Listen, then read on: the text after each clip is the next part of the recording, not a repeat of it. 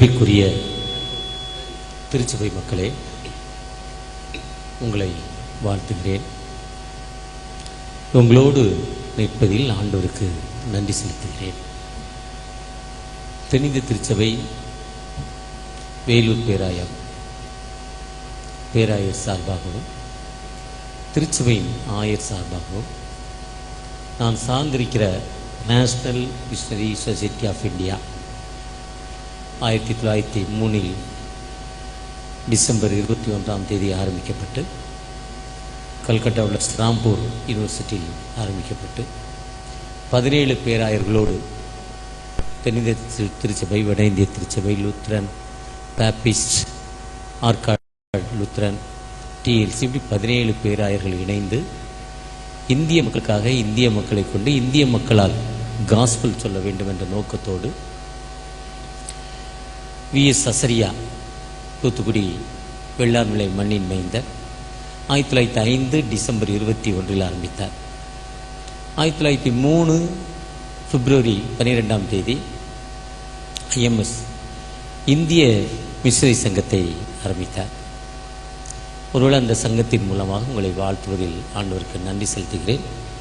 இந்திய மிஷனரி சங்கத்தில் 2017 ஆண்டு முதல் 2022 ஆண்டு வரை 6 ஆண்டுகள் நேஷனல் பிரசிடெண்டாகவும், தொடர்ச்சியாக 23 ஆண்டு முதல் என்எம்எஸ்சியில் ஆனரி ட்ரெஷரராகவும் பணி செய்வதற்கு ஆண்டவர் கிருபை செய்தார். அதற்கு பெரும் பங்கு அன்பு சகோதரர் பேராயர் ஹென்றி சர்மா நித்யானந்தம் அவர்களுக்கு உண்டு. என்னை ட்ரெஷரர் ஆக்குவதற்கு அவரும் சென்னை பேராயர் சார்ஸ் டிபன் ஐயா அவர்களும் இணைந்து இந்த ட்ரெஷரருக்கு சரியான ஆள் ஒன்று தேடி கொண்டிருந்தாங்க. அப்பொழுது அவர்கள் நினைவில் ஆண்டவர் என்னை நினைவு கூர்ந்து ஆண்டவருடைய மூலம் அவர்களுக்கு நினைவு வந்து அடியனுக்கு அப்படிப்பட்ட வாய்ப்பை தந்தார்கள். அவர்களுக்கு இருவருக்கும் என் வாழ்த்துக்களையும் நன்றியும் தெரிவித்துக் கொள்கிறேன். பழைய என்எம்எஸ் உடைய ஜெனரல் செக்ரட்டரி விஜயன் கிறிஸ்டோபர் மற்றும் இன்றைய ஜெனரல் செக்ரட்டரி அவர்களையும் வாழ்த்துகிறேன். இந்த நாளில் இந்த 86வது ஆண்டு விழாவில் உங்களோடு நிற்பதில் ஆண்டவருக்கு நன்றி செலுத்துகிறேன். அருமையான ரெவரண்ட் மேனன் அன்போடு என்னை பல நாட்களுக்கு முன்னால், ஐயா நீங்கள் கண்டிப்பாக எங்களுடைய ஆண்டு விழாவுக்கு வரணும்னு சொன்னாங்க. மீண்டுமாய் அன்பு பிஷப் ஐயா அவர்களுக்கும், அன்பு ஆயர் மேனன் ஐயா அவர்களுக்கும், அவர்களோடு இணைந்து பணி செய்யும் துணை ஆயர் மற்றும் செயலர், பொருளர், திருச்சபையுடைய மூத்த மக்கள், திருச்சபையுடைய பெண்கள், ஆண்கள், சண்டே ஸ்கூல், யூத் ஃபெல்லோஷிப் மற்றும் பாடல் குழுவினர், சிறப்பாக பாடிக்கொண்டிருக்கிற பாடல் குழுவினர் ஒவ்வொருவரையும் வாழ்த்துகிறேன். 86ஆம் சங்கீதம் திருச்சபை. 86ஆம் சங்கீதம் என்பது ஒரு சிறப்பான ஒரு பகுதி. எப்படிப்பட்ட ஒரு பகுதினா, இங்கிலாந்து மிஷன் சைனாவில் ஊழியம் செய்கிற காலங்கள், நம்ம சுதந்திரம் வாங்குறப்போ, இண்டிபெண்டன்ஸ் வாங்குறப்போ அவங்களுக்கும் சுதந்திரம் கிடைக்குது. அவங்க கம்யூனிஸ்ட் ஆட்சி கீழே வந்துடுறாங்க. நம்ம ஜனநாயக ஆட்சி கீழே வந்துடுறாங்க. கம்யூனிஸ்ட் வந்த பிறகு அவங்க அந்த மிஷன் எல்லாம் வெளியே அனுப்புகிறாங்க. மிஷனரிலாம் வெளியே போயிடுறாங்க. அதில் ஒரு கூட்டு மிஷன் வந்து ஊருக்கு வெளியே ஒரு அவுட்டரில் ரொம்ப தூரத்தில், இப்போ வேலூருக்குன்னா காட்பாடி தாண்டி அந்த சித்தூர் பார்டரில் ஒரு மிஷன் இயங்கி கொண்டிருக்கு. கைவிடப்பட்ட பெண்களை, கணவன், திருமணமாகாத பிள்ளைகள், பெற்றோர்களால் பிள்ளைகளால் கைவிடப்பட்ட பெண்களை அழைத்து ஒரு மிஷன், ஒரு ஆர்ஃபன் பண்ணுறாங்க. ஆர்ஃபன் பண்ணி அவங்களுக்கு இங்கிலாந்துலேருந்து பணம் வருது. அந்த பணத்தை கொண்டு அந்த மக்களை ஆதரிக்கிறாங்க. அவங்க வெளியே போனோடனே நம்ம நாட்டுக்கு வெளியிலேருந்து உதவி வர்றது நின்று போச்சு. அதுக்கு காரணம் நம்ம மக்கள். 100 ரூபா வாங்கினா 95 ரூபா ஆர்ஃபனுக்கு செலவு பண்ணணும். 100 ரூபா வாங்குறவன் 95 ரூபா அவனுக்கு செலவு பண்ணிவிட்டு 5 ரூபா ஆர்ஃபனுக்கு செலவு பண்ணான். இதை பார்த்தா கடவுள் ஆர்ஃபனுக்கு சீல் பண்ணிட்டார். கவர்மெண்ட் சீல் பண்ணல, ஆண்டவர் தான் சீல் பண்ணார். ஏன்னா இவன் ஒழுங்காக செய்யலை, எல்லாம் திருடன் ஆகிட்டான். ட்ரஸ்ட்டு வச்சு அவன் பேர்லையும் முன்னாடி பேர்லையும் போட்டு அவன் லக்ஸரி காரில் போக ஆரம்பிச்சிட்டான். ஏழைக்கு கொடுக்கறது இல்லை. அதனால தான் ஆண்டவர் அப்படியே தான், அதான் தான் தண்டனை. நியாயாதிபதிகள் பார்த்தீங்கன்னா அங்கே இருக்க இஸ்ரேல் மக்கள் தப்பு பண்ணதில் 40 ஆண்டுகள் அந்நியன் அரசாள்றான், அமலேக்கியன் அரசாள்றான், அங்கே இருக்க எமோரியன் அரசாள்றான். காரணம் இவன் செஞ்ச தப்பி நிமித்தம் ஆண்டவர் அவங்களோட ஒப்பு கொடுத்துருப்பாரு. அதே நிலைமை தான் இன்றைக்கி இந்தியா. நம்ம செய்த தவறுகள், கிறிஸ்தவ மக்கள் செய்யும் தவறுகள். அப்படி அந்த பணம் வரல. அப்போ அந்த பிள்ளைகள் என்ன பண்ணுதுன்னா, யாருக்குமே வழி இல்லை. உடனே அவங்க அந்த மாவு, இப்போ நீங்கள் நம்ம ஊரில் தோசைக்கு மாவு 10 ரூபா கொடுத்தா மாவு கிடைக்கும். வீட்டில் 5 பேர் தோசை சாப்பிட்டுட்டோம். சட்னி செஞ்சு அன்னைக்கு அவுரங்காபாத் போயிருந்தேன், மத்திய பிரதேசத்தில். சட்னி 2-3 வகையான சட்னியை எடை போட்டு கொடுத்துட்றான். ஒன்றுமே இல்லை. சட்னி விற்கிறான், கார சட்னி விற்கிறான், சாம்பார் விற்கிறான், தோசை மாவு விற்கிறான். இல்லைன்னா கடையில் போய் 5 ரூபா கொடுத்தா நல்ல புரோட்டா கிடச்சிருது. அதுவும் வேலூரில் குஸ்கா பிரியாணி ரொம்ப ஃபேமஸ்ஸு, ரொம்ப சீப்பு. வேண்டிலே வேலூரில் தான் பிரியாணி ரொம்ப சீப்பு. உள்ள ஒரு மணி பிரியாணி வாசனை வந்துட்டு ஐயர்கிட்ட கேட்டேன், 600 கிலோ அரிசியா 765 கிலோ மட்டன்ட்டார். எனக்கு கூட 2-3 பாக்கெட் தரேன்னு இருக்காரு. அப்படி நம்ம பிரியாணி இங்கே சீப்பு, நம்ம வீட்டில் செய்கிறத விட கம்மி. அப்படி அந்த பிள்ளைகள் என்ன பண்ணுது, அந்த சப்பாத்தி மாவுகள் செய்து விற்கிது. அதன் மூலம் வருமானம் வருது. வருமானம் அந்த மிஷன் வர்றவனே என்ன பண்ணுறான், அவங்களை நம்மளை உருவாக்குவதற்கு தான் அவங்க தையல் இங்கே ஸ்கூல் டீச்சர் ட்ரைனிங்னா நம்மை உருவாக்குவதற்கு தான் அதை உருவாக்குறாங்க. நம்மை உருவாக்க அவருடைய சொந்த பணத்தை கொடுத்து, இயேசுடைய கட்டளையே பிரதான கட்டளைனா, நீங்கள் புறப்பட்டு போய் சகல ஜாதியை சீஷராக்கி பிதா குமாரன் பரிசுத்தாவினால் ஞானஸ்தானம் கொடுங்கள். நீங்கள் உலகெங்கும் போய் சர்வ சிருஷ்டிக்கும் சுவிசேஷத்தை பிரசையுங்கள். அந்தியும் மனம் திரும்புதலும் பாவமன்னிப்பும் எரிச்சலும் தொடங்கி சகல தேசத்தாருக்கும் அறிவிக்கப்பட வேண்டும். 24:47 லூக்கால ஒரு பிதா என்னை அனுப்பினது போல நான் உங்களை அனுப்புகிறேன். பிதா என்னை சென்ட் பண்ணார்ல, அதே மாதிரி நான் உங்களை அனுப்புறேன். நீங்க போங்கள், போங்கள், சீக்கிரம் போங்கள். ஓநாய்க்குள் ஆட்டுக்குட்டிகளை அனுப்புறேன், நீங்க போங்க, நான் உங்களோடு இருக்கிறேன். உலகத்தின் கடைசி பரியந்தம், இந்த வேர்ல்ட் ஆஃப் த எண்ட், எர்த்துடைய கடைசி பரியந்தம் உங்களோடு இருப்பேன். வானத்திலும் பூமியிலும் சகல அதிகாரம் எனக்கு கொடுக்கப்பட்டு நீங்கள் போங்கள். அப்படி அந்த வந்த மிஷனரிகள் உங்களுக்கு ட்ரைனிங் கொடுத்து அந்த ஆர்ஃபன் ரொம்ப வேகமாக இருந்தது. அன்னைக்கு வந்த அந்த சைனாவுடைய தலைவர் அந்த ஆர்பன் ஒன்று ஆரம்பித்தாங்களே, என்னப்பா ஆச்சுன்னா, அவன்லாம் மிஷன் போயிட்டா, இப்போ அவங்கெல்லாம் மூடிட்டு போயிட்டாங்களா, அந்த கிறிஸ்தவர்களாம் இல்லையான்னு கேட்குறப்போ அங்கே இருக்கிறவன் சொல்கிறான், இல்லை முன்னையை விட இப்போ ரொம்ப சிறப்பாக இருக்குது, நிறைய பேர் இருக்காங்க, சந்தோஷமாக இருக்காங்க. ஏன்னா அவங்க ஏதோ பண்ணுறாங்க. அப்போ அவங்கள பண்ண விடாதன்னு ஒரு கூட்டமாக அவங்கள அழிக்கிறதுக்கு அனுப்புகிறாங்க. அனுப்புகிறப்ப விரதம் பட்டு நான் மெயின் ரோட்டில் இருக்க சர்ச்சு நினச்சேன், உள்ளே ஒரு 1/2 கிலோமீட்டர் வர வேண்டியது இருக்குது. இதேமாதிரி இந்த மெயின் ரோட்டில் வர்றப்பவே அவங்களால உள்ளே வர முடியாத நிலைமை, வெளியே போயிடுறாங்க, வர முடியல. எங்களால் அங்கே போகும்போது கை உடைஞ்சது, கால் உடைஞ்சது, தலை அடிபடுது, ஏதோ நடக்க ஒரு 3-4 குரூப்பு வாரம் 6 மாதம் மாற்றி வந்து வர முடியலன்னே அந்த அதிபரே நான் போய் அவங்கள அழிச்சிட்டு வர்றேங்கிறார். நான் போய் அவங்கள அழிச்சிட்டு வரேன்னு உள்ளே வந்துட்டாரு. என்றாக போகிறாரு. என்றாகிறப்போ அவருடைய கை கால்கள் செயல்படவில்லை. ஏன்னா உங்களையும் என்னையும் வழிநடத்தும் ஆண்டவர் மைட்டிகால், பூமியும் நிறைவும் என்னுடையது. நேற்று ஒரு சங்கீதம் ஒரு இடத்துல வாசித்தேன், நான் தாண்டா உருவாக்கினேன். எரேமியா 10:10, 11, 12. கர்த்தரோ மெய்யான தெய்வம், திருவிலியத்தில் உயிருள்ள கடவுள். கர்த்தரோ மெய்யான தெய்வம். எரேமியா 10:10, 11, 12 பார்த்தீங்கன்னா நான் தாண்டா உருவாக்குறேன். உருவாக்காத ஒருத்தர் எப்படி அவன் சொந்தம் கொண்டாட முடியும்? அவருடைய மைட்டி பவர் அதில் சொல்றார் எரேமியா 10 அப்படி அந்த அதிபரால் உள்ள வர முடியல. அவர் அந்த அப்போ அந்த ஆர்ஃபன் இன்னும் நடக்குதான் சைனாவில். அது ஒரு கம்யூனிஸ்ட் நாடு, கிறிஸ்தவம் வழிபாடு செய்ய முடியாது. ஆனால் அந்த மக்களுடைய பவர், ஜெபம், அவருடைய கூட்டுத்தன்மை, அந்த மக்கள் என்ன பண்ணாங்களாம், அந்த அதிபர் அப்படி ஆர்டர் போட்டுருக்கிறாரோன்னே எல்லாரும் கூடி ஜெபித்தாங்களாம். எல்லாரும் கூடி ஜெபித்தாங்களாம். கடைசியாக அந்த அதிபர் வர போறாருன்னே 1 வாரம் பாஸ்டிங்காம். அந்த தானியேல் 21 நாள் பாஸ்டிங்கு, எஸ்தர் 3 நாள் பாஸ்டிங், 5ஆம் தேதியிலேருந்து நாம் 47 நாள் பாஸ்டிங், 7 நாள் வாரத்தின் முதல் நாள் மனமகிழ்ச்சி திருநாள், ஆண்டவர் உயிரோடு இருந்த திருநாள், திருச்சபை நிரூபிக்கப்பட்ட திருநாள், மனமகிழ்ச்சி திருநாள். அன்னைக்கு சாப்பிடாமல் இருக்கக்கூடாது என்பதற்காக அந்த 7 நாளை லெஸ் பண்ணிட்டு 40 நாட்கள் பாஸ்டிங் நம்ம இருக்க போகிறோம். இவ்வகை பிசாசு ஜெபத்தினாலும் உபவாசத்தினாலும் கடந்து போகாது. ஜெபத்தினால் நம்மை ஒடுக்குவதற்காக கொடுக்கப்பட்டதான் அந்த அழைப்பு. ஒருவேளை அதை தான் இயேசு சொல்றாங்க. யோவான் 7ஆம் அதிகாரம் 37ஆம் வசனத்தை சொல்றார், ஒருவன் தாகமாய் இருந்தால் என்னிடத்தில் வரக்கடன் சத்தமிட்டு சொன்னாராம். ஏசாயா 55 சொல்றார். மத்தேயு 11:28 சொல்றார், வருத்தப்பட்டு பாரம் சுமக்கிறவர்களே. ஏசாயா 55 ஓ தாகமாயிருக்கிறவர்களே நீங்கள் எல்லோரும் இடத்தில் வாருங்கள், நான் இப்போ விலை இல்லை பணம் இல்லை. ஒருவேளை அந்த கூடி ஜெபித்தல் எப்படி இருக்குன்னா, அப்போஸ்தலர் 2ஆம் அதிகாரத்தில் பேதுரு போட்டை விட்டுட்டு வந்துட்டாரு, ஒருத்தர் ஒரு தொழிலை விட்டுட்டு வந்துட்டான்.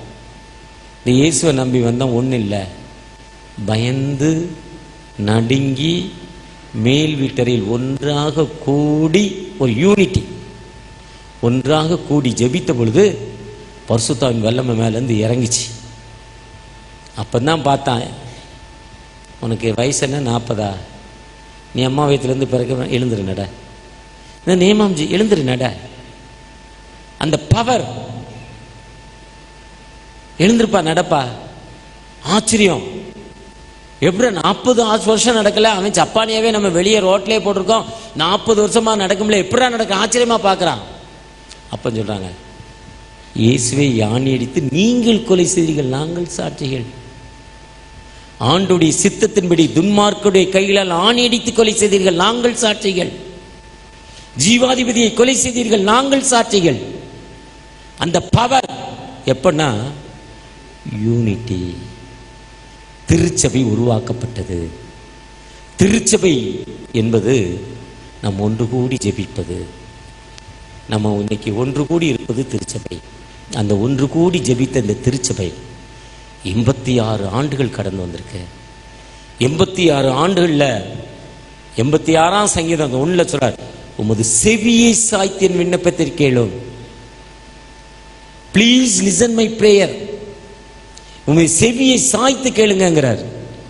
86:5 சொல்றார், என் ஜெபத்துக்கு செவி கொடுத்து, லிசன் டு மை பிரேயர், என் ஜெபத்துக்கு நீங்க செவி கொடுங்க.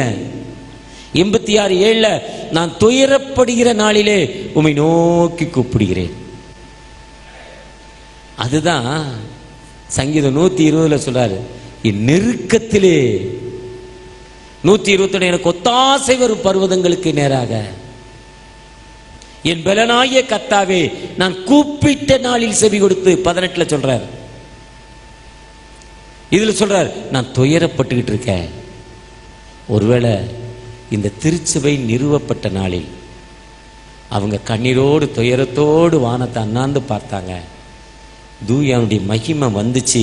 தூயானுடைய மகிமை வந்ததால அங்க ஒரு வல்லமை கிடைச்சது. அதுதான் லூக்கா 1ஆம் அதிகாரத்தில் சகரியா குழந்தை இல்லையப்பான்னு ஜெபித்தார் சர்ச்சில், ஆலயத்தில். அன்னையிலிருந்து கரெக்டாக 270 நாள் குழந்தை வந்துட்டு. அன்னாள் கண்ணீரோடு போய் ஜெபித்தாங்க, தகப்பனே எனக்கு விடுதலை கொடுங்க, எனக்கு வாழ்வு கொடுங்க, எனக்கு வழி கொடுங்க, என்னை ஆசீர்வதிங்க, பிளஸ் பண்ணுங்க. கண்ணீர். எந்த மனிதன் கண்ணீரோடு ஜெபிக்கிறானோ, அந்த யூபி பிரதமருடைய தொகுதி ராம்கர்ங்கிற ஒரு ஊர், கங்கையிலிருந்து, கங்கை நதியிலிருந்து ஒரு 40 கிலோமீட்டர் ராம்கர், ஒரு ஐஎம்எஸ் பணித்தளம், சின்ன சர்ச், 3 ஏக்கர் இடம். சர்ச் கொஞ்சம் உள்ள தள்ளி, ஒரு அம்மாவுடைய பையன் 18 வயது வரை மென்டல் அப்செட், திடீர் நிர்வாணப்பட்டுருவான், கல்லெடுத்து எறிவான், கல்லால் காயப்படுத்தி கொள்வான். பாவத்தை போக்கும் இடம் கங்கை. போன வாரத்தில் பீகார் மாநிலத்தில் அந்த கங்கை நதி மேலே வந்தேன். நம்ம அடக்கம் பண்ணுறோம், ஒரு சிலர் ஃபயர் பண்ணுறாங்க, அவங்க தண்ணிக்குள்ளே தூக்கி போடுறாங்க. இப்போ செத்த பிறகு கல்லை கட்டி போட்டுருவாங்களாம், நீருக்கு கொடுத்துட்றாங்களாம், தண்ணிக்கு. என் பாடியை தூக்கி தண்ணிக்குள்ளே போட்டால் மிதக்குமேன்னு கேட்டேன். பெரிய பெரிய கல்லை கட்டி போட்டுருவாங்களாம். தண்ணியில் இருக்க அந்த விலங்குகள், அந்த மிருக உயிரினங்களை சாப்பிடணும்னு. இதே மாதிரி பாவத்தை தீர்க்க அதில் வந்து 1200 புனித தலங்கள். அது நம்முடைய பிரதமருடைய தொகுதி. எனக்கு அது அந்த ஏர்போர்ட்டில் ஞாபகம் இருக்குது. அந்த ஏர்போர்ட்டில் இறங்கி தான் போனேன். அந்த ஏர்போர்ட்டுடைய பேர் எனக்கு இப்போ ஞாபகம் வரல. ராம்கர் பணித்தளம் மட்டும் எனக்கு ஞாபகம் வருது. எத்தனையோ புனித தலத்துக்கு போனாங்களாம், தன்னுடைய மகனுக்காக, கிடைக்கல. அப்போ அங்கே இருக்க ஒரு அம்மா சொன்னாங்களா, இங்கேருந்து 4 கிலோமீட்டர் ராம்கருங்கிற ஒரு சிட்டி, ஊருக்கு அவுட்டரில், காட்பாடி மாதிரி ஒரு ஊர் அது, ஊருக்கு அவுட்டரில் ஒரு சர்ச் இருக்குது. ஐஎம்எஸ் போர்டுக்கு உள்ளே போ, உள்ளே போய் லெஃப்டில் திரும்ப ஒரு சர்ச்சு திறந்து இருக்கு, யாரும் என்னன்னே கேட்க மாட்டாங்க, நேரே உள்ளே அங்கே போவோம், கஷ்டத்தை சொல்லுன்னாங்க. அந்த அம்மா அப்படியே போச்சான்.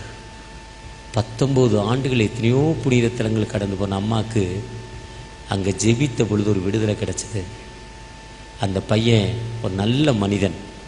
ராத்திரி 12 மணிக்கு அந்த அம்மா அந்த சாட்சியை சொல்லிட்டு, பனி கொட்டிக்கிட்டு இருக்கு, இதே பிப்ரவரி மாதம்தான், இதே பிப்ரவரி பனி கொட்டிக்கிட்டு இருக்கு, ஒரு இடத்த காட்டி இந்த இடத்துல சர்ச் கேட்டுங்க கொடுக்குறாங்க.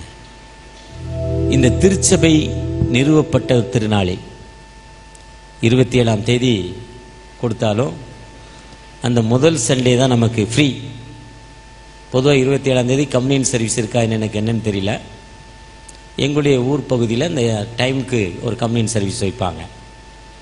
இந்த நாளில் நம் திருச்சபையில், இந்த திருச்சபை என்பது மனிதனுக்கு வாழ்வு கொடுக்கிற இடம்.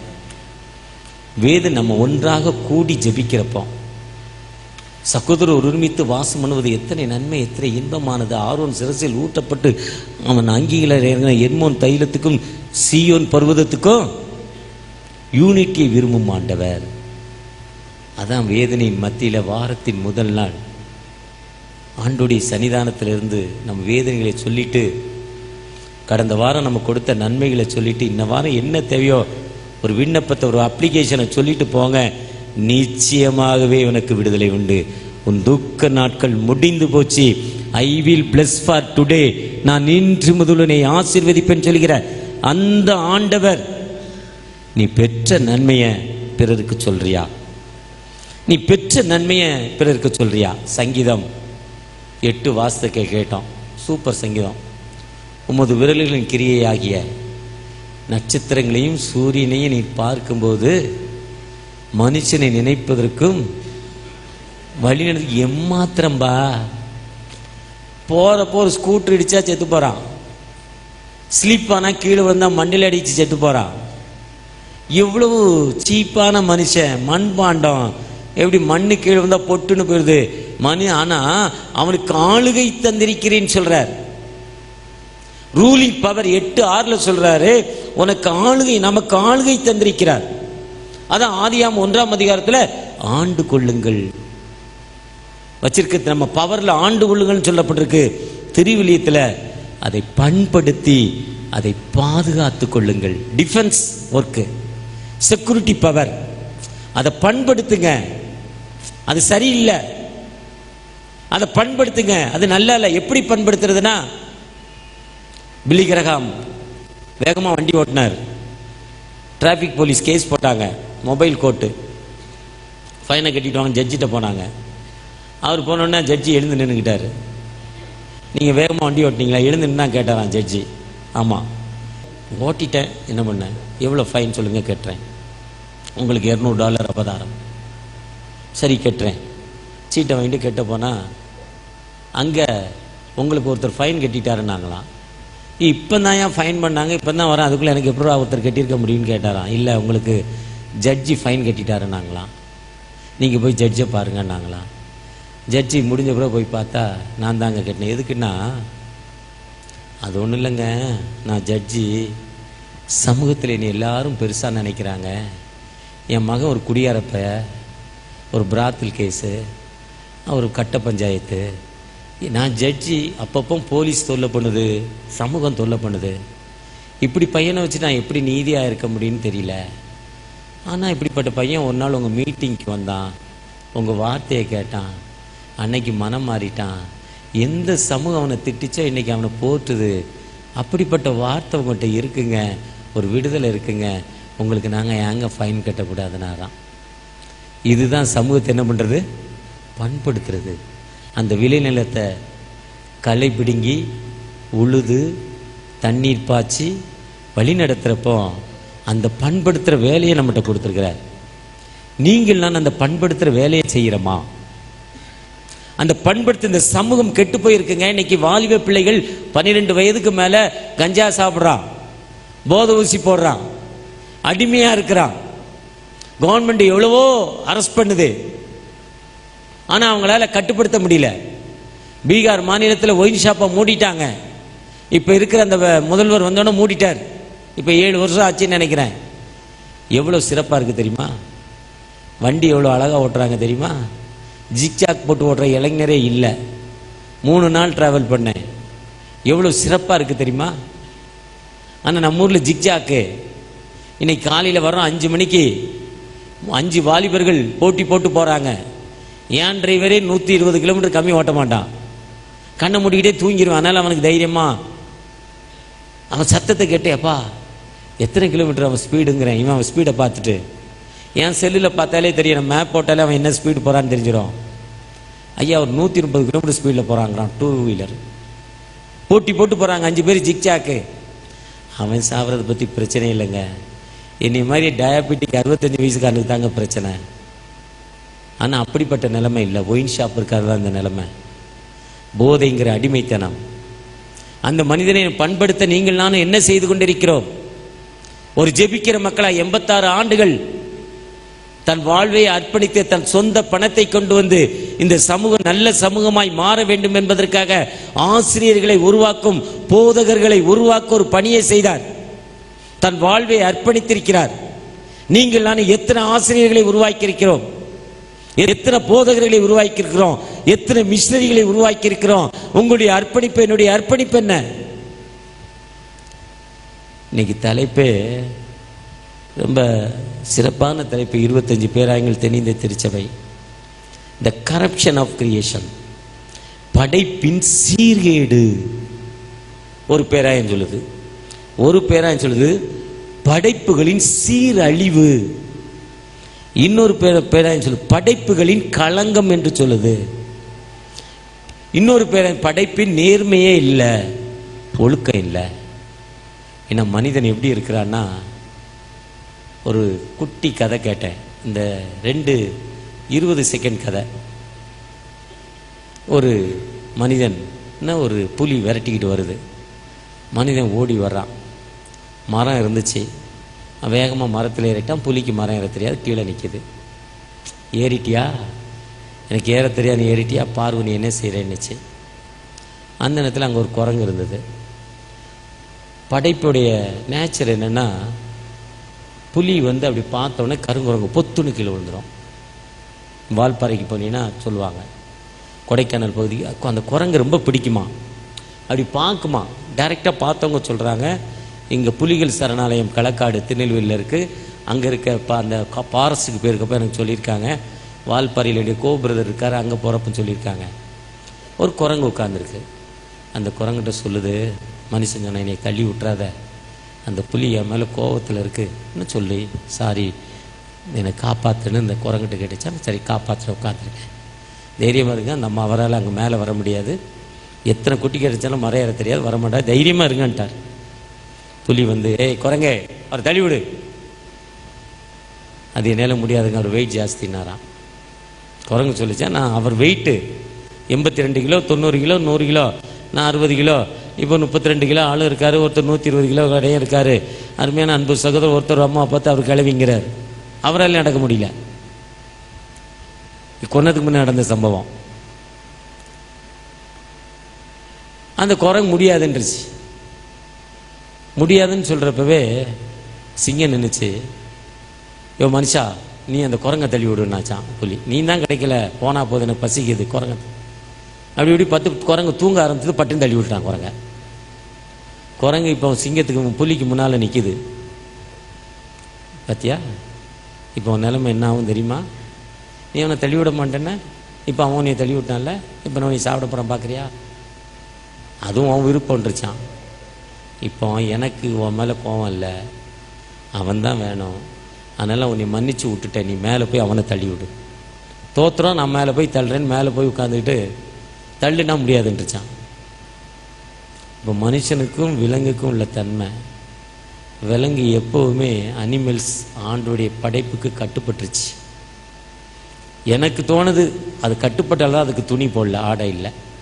நம்ம கட்டுப்படலை, அதனால் எத்தனை விதமான ஆடை. காலையில் சர்ச்சுக்கு வருமுன்னா அப்படி பீரோவை திறந்துட்டு எந்த சேலை இன்னைக்கு கட்டுறது, இந்த சேலை கட்டி 3 வாரம் ஆச்சு, இந்த சேலை கட்டி 5 வாரம் ஆச்சு, இது போன கிறிஸ்மஸ் கட்டணும். என் ஒய்ஃப் ஒரு 4 பீரோவை திறந்து பார்ப்பாங்க, எந்த சேலை புதுசாலாம் கட்டணும். நேரத்தில் பக்கத்தில் ஒரு அக்கா ஒரு சேலை தான், கந்தானாலும் கசக்கை கட்டு கூழானாலும் குளித்துக்கிட்டோம், ஒரு சேலையை தான் கட்டிட்டு வருது. நம்மட்டு பீரோவில் இருக்கிறத எடுத்து கொடுக்க தெரியல. இப்போ எனவே மனைவி இந்த செய்தியை பார்ப்பாங்க. நடக்கிறதானே சொல்கிறோம், நடக்காத சொல்லலைல்ல. தலைக்கு கத்தி வரப்போறது வந்தாலும் பரவாயில்லையே.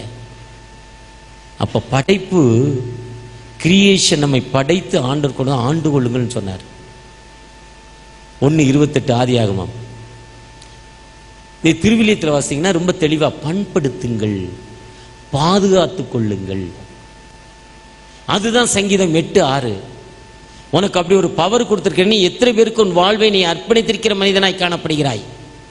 அதான் ஏசாயா 5ஆம் அதிகாரம். நல்ல திராட்சை செடி, அது நல்ல பழங்கள் தருன்னு காத்திருந்தேன், ஆனா நீயோ கசப்பான பழங்களை வேலி அடைத்து பாதுகாத்தார். அதுதான் லூக்கா 13ஆம் அதிகாரத்துல, இதை வெட்டி போடு, இல்லை இந்த ஒரு வருஷம் இருக்கட்டும்னு லூக்கா 13ல சொல்றாரு.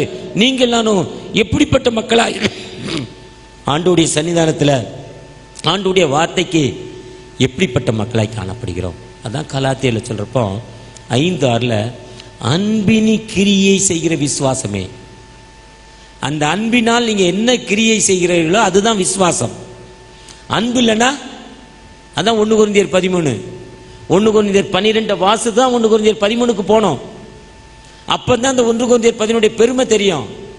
தலை பிரெயின் செத்து போச்சுன்னா கோமா ஸ்டேஜ். அதுக்காக பிரெயின் நான் இல்லைன்னா நீங்க யாரும் இல்லைன்னு சொல்ல முடியாது. கண்ணு தெரியலாம் பிளைண்டு, காது கேட்கலாம் செவிட, கை வேலை செய்யலாம் முடவன். ஆனா எல்லாம் சேர்ந்துதான் வேலை செய்யணும். திருச்சபையில் ஆயர், செயலர், பொருளர், திருச்சபையின் மூத்த மக்கள், பெண்கள் ஐக்கியம், ஆண்கள் ஐக்கியம், யூத், சண்டே ஸ்கூல், கொயர், எல்லாம் சேர்ந்தாதான் திருச்சபை. இதை சொல்லிட்டு தான் சொல்றாரு 1 கொரிந்தியர் 13, அன்பு, அன்பிலே பயம் இல்லை. எல்லாம் ஒளிஞ்சிரு போயிடும். விசுவாசம், நம்பிக்கை, அன்பு, ஃபெய்த், ஹோப், லவ், சேரிட்டி. இல்லை, லவ் மட்டும்தான் இருக்கும். அந்த அன்பினால் நீங்க என்ன கிரியை செய்கிற? ஒருவேளை 86 ஆண்டுகள் கடந்து வந்த ஆள்காட்டு ஐயா வந்தாங்க, பார்த்தாங்க. மக்களுக்கு போதனை இல்லை, கெட்டு போய்கிட்டு இருக்கா. நல்ல போதக வேணும், டீச்சர் பணி. அங்கே அரக்கோணம் சிறப்பான ஒரு ஊர், அங்கே கௌடியாவுடைய பணி சிறந்த இடம். சரி, அதை தாண்டி ராணிப்பேட்டை கொஞ்சம் ரொம்ப பின்னால் தங்கியிருக்கு. ராணிப்பேட்டைக்கு வந்தாங்க. சரி, பெரிய இடமா இருந்தால் எல்லாமே நல்லா இருக்கும். 30 ஏக்கர் இடத்த வாங்கி சொந்த பணத்தை போட்டு வாங்கியிருக்காங்க. தான் வாழ்வை அர்ப்பணிச்சிருக்காங்க. இன்னைக்கு நல்ல மட்டன் பிரியாணி சாப்பிட போகிறோம். ஆனால் இன்னைக்கு எவ்வளோ மக்கள் வலது கைக்கும் இடது கைக்கும் தெரியாத மக்கள் உணவு இல்லாமல் இருக்காங்க. அவங்களுக்கு நம்முடைய அர்ப்பணிப்பு என்ன? நான் கேட்டேன் ஐயர்கிட்ட, உங்கள் சர்ச்சுடைய சாதனை என்னன்னு கேட்டேன். 86 ஆண்டுகளில் உங்கள் சர்ச்சுடைய சாதனை என்ன? ஒரு 10 சர்ச்சு கட்டியிருப்பாயா, 3 பாஸ்ரேட் ஆகிருக்கியா. நாங்கள் இந்த எங்கள் பேராயம் பிரியும்னா, வேலூர் பேராயம் பிரியும்னா நாங்கள் கிளை சபையாக இருந்தோம் சென்ட்ரல் சர்ச்சுக்கு, இப்போ தனிப்பெருமை எடுத்து நிற்கிறோன்னு சொன்னாங்க. 86 ஆண்டுகளில் எத்தனை சர்ச்சு கட்டியிருக்கோம்? 10 சர்ச்சு தான் கட்டியிருக்கோம். ஒரு ஐயர் தேவபிரசாத் சென்னையில் இருக்கார். குட் ஷெப்பர்ட்னு ஒரு சர்ச்சில் இருந்தார். 5 ஆண்டுகள் இருந்தார். 47 சர்ச்சு கட்டியிருக்கார். 47 சர்ச்சு அந்த சர்ச்சிலேருந்து கட்டியிருக்கார். அந்த மக்களை ஆராதித்து கொள்ள நீங்கள் நானும் நம்முடைய அர்ப்பணிப்பு என்ன? கடந்த நாளில் பீகாரில் பாட்னாவில் இறங்கி 6 மணி நேரம் டிராவல், சிவான்கிற ஒரு கிராமத்துக்கு போனேன். ஒரு கிராமத்தில் அவங்க ஆராதிக்கிற சர்ச்சை காட்டினாங்க. மழை பெஞ்சால் ஒரு தண்ணியும் வெளியே போல, மேலேருந்து வருது கீழேருந்து வருது. 150 வருஷம் பழமை வாய்ந்த ஒரு கட்டடமா. யார் கட்டடமுன்னு அவங்க பிரதர்ஸ் கட்டடமா. காலண்டர் போட்டிருக்காங்க. போன வருஷம் காலண்டர், இன்னும் புது காலண்டர் மாற்றலை. நம்ம 55 நாளுக்கு எடுத்துகிட்டு ஆகப்போதுன்னு புது காலண்டர் அவங்களுக்கு கிடைக்கல. தரையில் காலை வச்சா தண்ணி ஊற்றுற மாதிரி இருக்குது. ஈரம், பனினால தண்ணி வடியுது மேலே. சேர் இல்லை. சிவான்கிற இடத்துல, சிவான் டிஸ்ட்ரிக்டில் அந்த கிராமத்து பேர் சொன்னாங்க, தெரியல. அதுக்கப்புறம் நற்கந்துங்கிற ஒரு டிஸ்ட்ரிக்குள்ளே கடந்து போனேன். காலையில் 8:30 மணிக்கு அங்கே போனோம் சர்ச்சுக்கு. போனால் ஒழுகிற ஷெட்டு, தரையில் சாணியும் மண்ணும் கலந்து முழுகியிருக்காங்க. எங்கள் அம்மா அந்த காலத்தில் எங்கள் சர்ச்சை அப்படி தான் தேய்ப்பாங்க. தண்ணி ஊற்று வருது மேலே, தரையிலிருந்து 4 அடி உயரம் இருந்தாலும் ஊற்று பனினால், மேலேயும் ஓட்டை.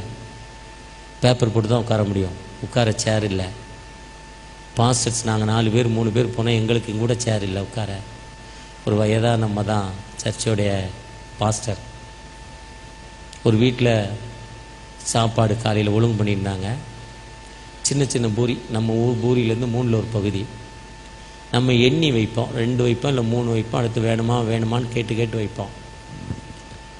கையில் குத்த அள்ளி போட்டார்.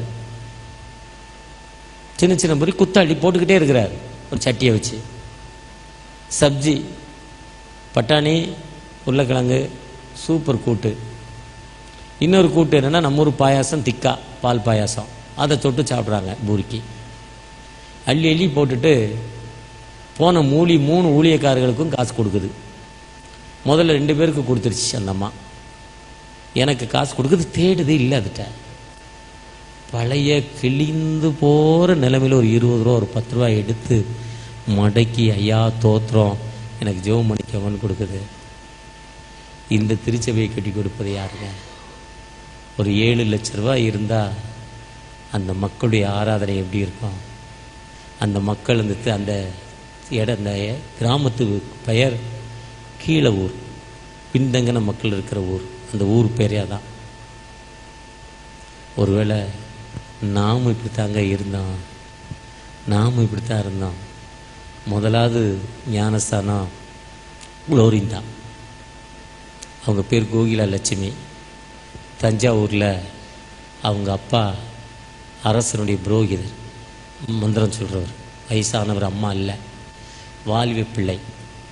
ஒரு நாள் பாம்பு கடிச்சிட்டு, கோகிலா லட்சுமி பாம்பு கடிச்சிட்டு தோட்டத்தில் பின்னால் ஐயர் அவர் வீட்டுக்கு பின்னால் 8 பாம்பு அடித்தாராம் சொன்னார்.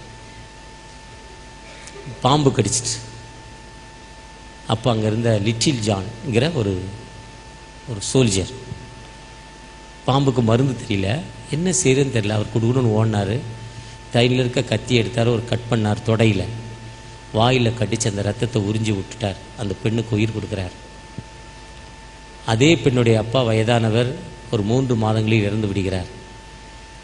அவங்க பிராமண குடும்பத்தை சேர்ந்தவர்கள் என்பதால் அவர்கள்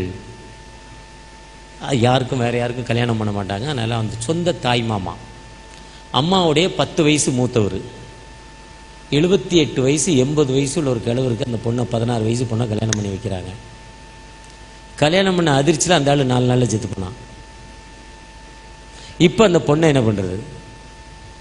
அந்த பொண்ணை கையுங்காலம் கட்டி அந்த ஆள் அந்த செத்து பாடி எரியிற தீயில அந்த ஆளை போட போகிறாங்க. இந்த பொண்ணை, 16 வயசு பொண்ணை 80 வயசு கிழவன் செத்து போனால் அந்த கிழவன் அந்த சிதையில் தூக்கி போட போகிறான்.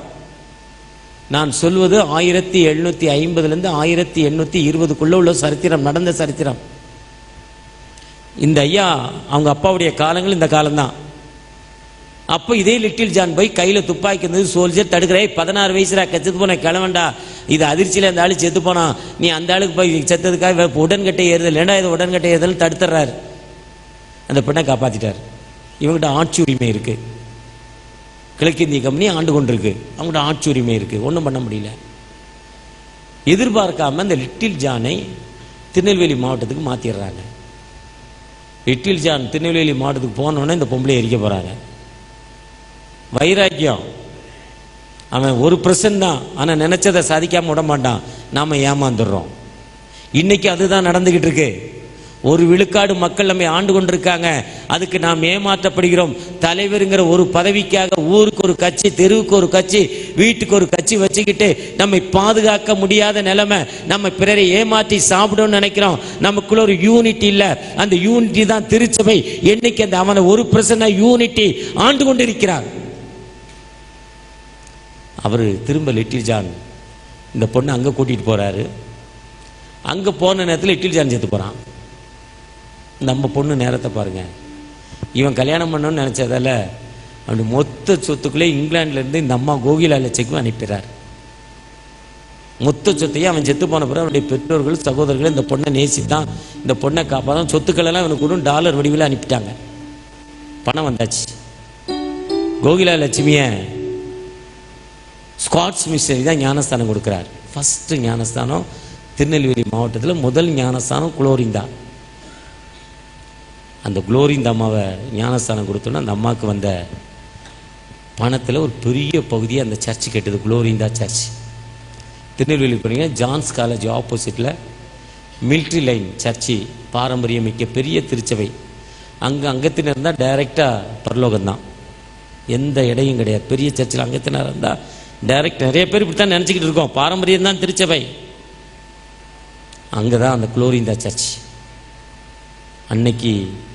இன்னைக்கு நம்ம ஆட்கள் அதை திருடி கொண்டு இருக்கான் நம்ம தலைவர்கள். அந்த அம்மா முதல் ஞானஸ்தானம், முதல் சர்ச். இன்னும் ஒருவேளை அந்த அம்மாவை ஆண்டவர் என்ன நோக்கத்துக்காக உருவாக்கினாரோ அந்த நோக்கத்தை நிறைவேற்றினார். நீங்கள் நானும் ஆண்டவர் ஐயா அவர் கல்லூரி ஆரம்பிக்கலைன்னா பிஎட் ஆரம்பிக்கலாம், டீச்சர் ஆகியிருக்க மாட்டேன், ஹெட் மாஸ்டர் ஆகியிருக்க மாட்டேன், உன் பிள்ளைய படிக்க வச்சிருக்க மாட்டேன், நீ ஹெட் மாஸ்டர்லாம் ஒரு ஹெட் மாஸ்டருடைய பையன்தான் நம்ம பிஷப்பு. அவர் ஹெட் மாஸ்டர் ஆகலைன்னா நீ நானும் டாக்டர் ஆகியிருக்க மாட்டேன், அவர் ஹெட் மாஸ்டர்லாம் நீ நானும் சமூகத்தில் பெரிய ஆள் ஆகியிருக்க மாட்டேன். அந்த நன்றி பலனுக்கு இன்னைக்கு வலது கைக்கும் இடது கைக்கும் பீகார் மாநிலத்தில் கிட்டத்தட்ட 400 கிலோமீட்டர் டிராவல் பண்ணேன். ஸ்கூலுலாம் ரொம்ப 2 பில்டிங், ஒரு பில்டிங் தாங்க, அதுதாங்க ஸ்கூலு. எந்தவித பாதுகாப்பு இல்லை, எந்தவித அடிப்படை வசதி இல்லை, கழிவறை கிடையாது, எந்தவித குளிருக்கு மழைக்கு பாதுகாப்பு இல்லை. 10 கிராமத்துக்கு 20 கிராமத்துக்கு தான் ஒரு ஸ்கூலு. நம்முடைய அர்ப்பணிப்பு என்ன? ஒரு மிஷன் ஸ்கூல் அந்த சிலிகுடி பக்கத்தில், கவர்மெண்ட் பக்கத்தில் ஒரு மாதத்துக்கு 25,000 ரூபா சம்பளம் கொடுக்கணும். ஃப்ரீ, ஏழை பிள்ளைகள் படிக்கிறது. சம்பளம் கொடுக்க முடியாத நிலைமையில், மூடக்கூடிய நிலைமையில் என்எம்எஸ்ஐ நோக்கி கூப்பிட்றாங்க, என்கிட்ட பணம் கொடுங்க, இந்த ஸ்கூலில் நடத்துங்க. நம்ம அர்ப்பணிப்பு என்ன? ஊரா பிள்ளையை ஊட்டி வளர்த்தா தான் பிள்ளை தானே வளரணும் வேதம் சொல்லுது. அதே மாதிரி தான் படைப்புடைய கரப்ஷன் நமக்கு கொடுத்தல கரப்ஷன். நான் எனது பிள்ளை, என் பிள்ளை நீட்டு படிக்கணும். பையர் என்ன சொன்னார்? ஐஏஎஸ் ஐபிஎஸ் நீட்டுக்கு தான் உருவாக்க போகிறோன்னு சொல்கிறாரு.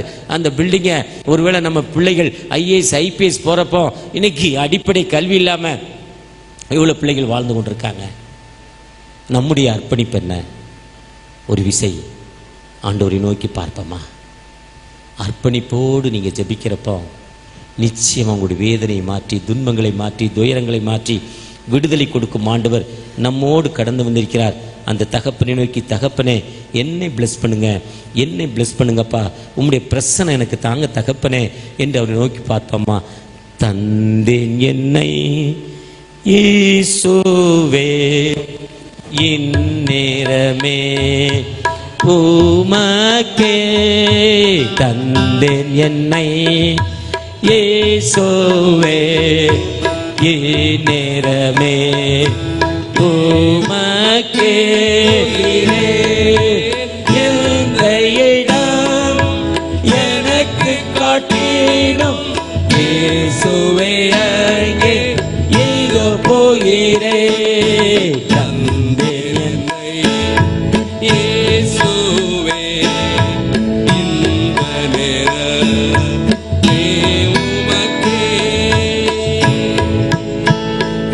தகப்பனே உம்மை நோக்கி பார்க்கிறோம். இதோ இந்த பிப்ரவரி மாதம் தகப்பனே ஆள்காட்டையா அர்ப்பணிப்போடு வந்தாங்கப்பா. ஜூலை மாதத்தில் மிஷன் மாதத்தில், நாங்கள் கொண்டாடுகிற மிஷன் மாதத்தில் அநேக மிஷனரிகள் வந்த அந்த ஜூலை மாதத்தில் தகப்பனே வந்தாங்க. என்ன நோக்கத்தோடு வந்தாங்களோ அர்ப்பணிப்போடு பணி செய்தாங்கப்பா. நினைவு கூர்ந்து என்னை அர்ப்பணிக்கிறேன். இன்னைக்கு இந்தியாவில், பீகார் மாநிலத்தில், நேபாளில், அருணாச்சலில் கல்லூரி பள்ளிகள் இல்லாத மாநிலங்கள் தகப்பன, அந்த மக்களுக்கு என்னுடைய அர்ப்பணிப்பு என்ன, என்னுடைய உதவி என்ன? இஸ்ரவேல் ரட்சிக்கப்பட வேண்டும், அது மனதின் நெருக்கம், விருப்பம். அனுப்பப்படாவிட்டால் எப்படி ரட்சிக்கப்படுவார்? விசுவாசம் வாயினால் அறிக்கை பண்ணணும். அந்த விசுவாசமே தெரியலப்பா அவங்களுக்கு. என்னை சொல்லிக் கொடுக்க ரிட்டைர்மெண்ட் காலத்தில் நான் ஒரு மிஷனரியாக போகிறேன்ப்பா. ஒரு 6 மாதம் 1 வருஷம் நான் ஒரு மிஷனரியாக ஒரு மிஷனோடு இணைந்து வட இந்தியாவில் பணி செய்ய போகிறேன். என்னுடைய ரிட்டைர்மெண்ட் காலத்தில் என் பிள்ளைகள் எல்லாம் டாக்டராக இருக்காங்க, என் பிள்ளைகள்லாம் உயர்ந்த நிலையில் இருக்காங்க, நல்ல வசதியான வீடு, வசதியான வாழ்வு. எனக்கு 60 வயது, இப்போ 65 வயதில் கை நிறைய எனக்கு 40,000 ரூபாய் பென்ஷன் வருது. இதை வைத்து கொண்டு நாங்கள் சந்தோஷமா இல்லை.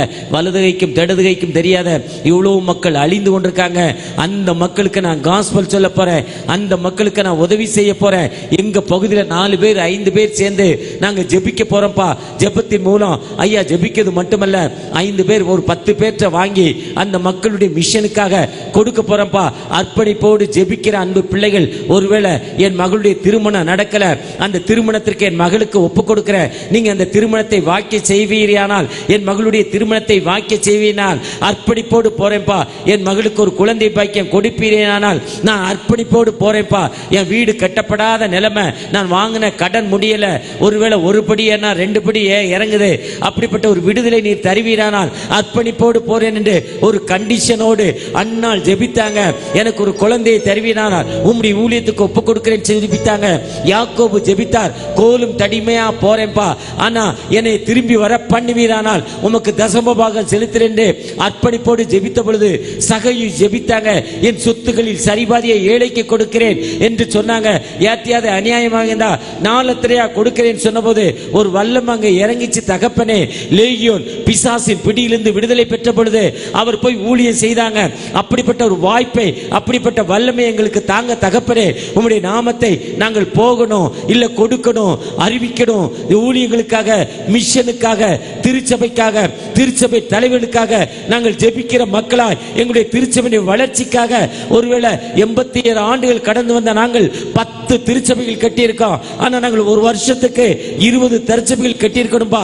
ஒரு விசை கூட 100 சில்லற திருச்சபை கட்டியிருக்கணும், கட்ட முடியலப்பா. அப்படிப்பட்ட ஒரு அர்ப்பணிப்பை எங்களுக்கு தாங்க. நான் வேதனையோடு இருக்கிறேன்ப்பா. தலையில ஒரு பிரச்சனை, அந்த தலைவலிப்பா. ஸ்கேன் எடுத்துட்டேன், MRI எடுத்துட்டேன், ஒண்ணுமே இல்லைங்கிறாங்க. ஒரு மயக்கம் எனக்கு இருக்கு, எனக்கு விடுதலை இல்லை. ஏக்கத்தோடு ஒரு சகோதரி ஜெபித்து கொண்டிருக்காங்க. அந்த சகோதரிக்காக அவங்க இயேசுவின் ரத்தம் ஜெயம் சொல்லி ஜெபித்து கொண்டிருக்காங்கப்பா. உங்களுடைய வல்லம் அந்த மகள் மேலே இறங்கட்டும். அடுத்த வாரம் வந்து சாட்சி சொல்லணும். அந்த மகள் ஒரு விடுதலையை கொடுங்க, ஒரு விடுதலை கொடுங்க. வீட்டில் கணவருக்கு எனக்கு ஒரு அமைதி இல்லை, யார் பெரிய ஒரு ஈகோ எங்களுக்கு இருக்கு, எங்களுக்கு ஒரு விடுதலையை தாங்க, ஒரு அர்ப்பணிப்பு தாங்க. இந்த ஈகோ எங்களை விட்டு கடந்து போனோம். தன்னை தாழ்மைப்படுங்கள், கர்த்தருக்கு முன்பாக பலப்படுவீர்கள் என்று சொன்ன பிரகாரமாய் தாழ்மைப்படுங்கள். தன்னை தாழ்த்தி ஒரு சகோதரி ஜெபித்து கொண்டிருக்காங்க. அந்த குடும்பத்தில் தகப்பனே, ஒரு விதமான கேன்சர் நிமித்தம் நான் எனக்கு அந்த கேன்சருக்கு மருந்து கொடுக்கவா, முடியெல்லாம் கொட்டிடுமே, அசிங்கமாயிருவேன்னு ஒரு சகோதரி ஜெபித்து கொண்டிருக்காங்க. உம்முடைய ரத்தத்தை தெளிக்கிறோம், உம்முடைய வல்லம் அந்த சகோதரி மேலே இறங்கட்டும், ஒரு விடுதலை கொடுக்கட்டும், ஒரு விடுதலை வரட்டும் தகப்பனே, ஒரு அர்ப்பணிப்பு தகப்பனே. இந்த 86வது ஆண்டுல, இந்த 86வது ஆண்டுல 86வது சங்கீதம், உம்மை நோக்கி கூப்பிடுகிறேன், நெருக்கத்திலே கூப்பிடுகிறேன், என் பிரச்சனையின் மத்தியில் உம்மை நோக்கி கூப்பிடுகிறேன் என்று சங்கீதக்காரன் சொன்ன பிரகாரமாய், சங்கீதம் 18 என் பலனாகிய கர்த்தாவே என்று கூப்பிட்ட பிரகாரமாய் உம்மை நோக்கி கூப்பிடுகிறேன் என்று ஜெபித்துக் கொண்டிருக்கிற அந்த அன்பு பிள்ளைகளுக்கு என் ஜெபத்திற்கு செவி கொடுங்கப்பா. நான் துயரப்படுகிற நாளில் எனக்கு விடுதலை கொடுங்க. ஏக்கத்தோடு ஒரு சகோதரன் ஜெபித்துக் கொண்டிருக்காங்க. அந்த ஜெபத்திற்கு நீங்க விடுதலை கொடுக்க போறீங்க. உன் விண்ணப்பத்தை கேட்டேன், உன் கண்ணீரை கண்டேன், உன் துக்க நாட்கள் முடிந்து போச்சு. enough your sorrow என்ற வார்த்தையின்படி ஆசீர்வதிங்க. மீண்டுமாய் இந்த திருச்சபை போதகருக்காக, திருச்சபையுடைய ஆட்சி மன்ற குழுவிற்காக, மூத்த மக்களுக்காக ஜெபிக்கிறோம். எங்களுடைய பேராய் வேலூர் பேராயருக்காக, பேராயர் கீழே பணி செய்யும் ஆயர் பெருமக்களுக்காக, தென்னிந்திய திருச்சபை ஷனாடுக்காக நல்ல முடிவை தாங்கப்பா. தலைவர்களை தாங்க, அங்கீகரிக்கப்பட்ட அபிஷேகம் பண்ணப்பட்ட தலைவர்கள் ஆளணும்பா. எங்களுடைய பெருமைதான் தகப்பனே, எங்களை மற்ற மக்கள் ஆண்டு கொண்டிருக்காங்க. அதிலிருந்து எங்களுக்கு ஒரு விடுதலை. அவங்ககிட்ட இருக்க விசுவாசம் எங்கிட்ட இல்லப்பா. அப்படிப்பட்ட ஒரு விசுவாசத்தை எங்களுக்கு வர்த்திக்க செய்ய ஜெபிக்கிறோம். 87வது ஆண்டு விழால எங்களுடைய திருச்சபை, தென்னிந்திய திருச்சபை ஒரு தலைவரோடு, நல்ல தலைவரோடு செயல்பட கிருபை செய்யுங்க. ஆசீர்வதிங்க. மீட்பர் இயேசு மூலம் ஜெபம் கேளும் அன்பின் தகப்பனே, ஆமென். அறுவடை மிகுதி கேட்டாலோ இல்லை, அன்பரின் கதறல் கேட்டிடுதே. நானிலம் முழுவதும் நான் ஒரு கோடி நாசத்தின் வழியை நாடிடுதே. இயேசுவின் அன்பு என்னையும் நெருக்க எழும்பிடுவோம் நாம் வாலிபரே.